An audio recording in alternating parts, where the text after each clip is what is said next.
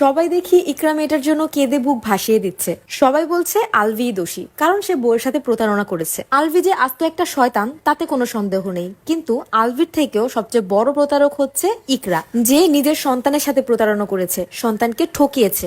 নিজের ভালোবাসার মানুষকে হারানোর কষ্টে সে এতটাই স্বার্থপর হয়ে গিয়েছিল যে নিজের রক্ত নিজের সন্তানের প্রতিও অবিচার করেছে। সন্তানের সাথে অবিচার করতে পারলে তাহলে বউয়ের সাথেও তো অবিচার করাটা স্বাভাবিক বিষয়, তাই না? জীবন সঙ্গী আসলে কখনোই পুরোপুরি আপন হয়ে যায় না, এটা এক ধরনের সমঝোতার সম্পর্ক।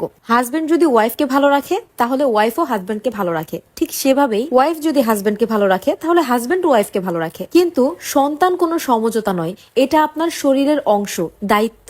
বউয়ের রিপ্লেসমেন্ট হয়, জামাইয়েরও রিপ্লেসমেন্ট হয়, মায়ের রিপ্লেসমেন্ট কি কখনো সম্ভব? মানুষ পরিবর্তনশীল। একটা বয়সের পর দেখবেন হাজবেন্ড ওয়াইফের মধ্যে আবেগ জিনিসটা কমে যায়, যা থাকে তা হলো দায়িত্ব আর মায়া। আবার অনেকের ক্ষেত্রে মায়াটুকুও থাকে না, শুধুমাত্র সন্তানের দায়িত্বের জন্য সম্পর্কটা টিকে থাকে। কিন্তু যে মানুষ নিজের সন্তানের কথাই ভাবতে পারে না, তার জন্য আমার মনে কোনো মায়া বা কষ্ট আসে না, যা আসে তা শুধুই অভিশাপ। তবু যেহেতু মানুষটা মারা গেছে, আল্লাহ তাআলা যেন তার সকল ভুল ত্রুটি ক্ষমা করে দেন।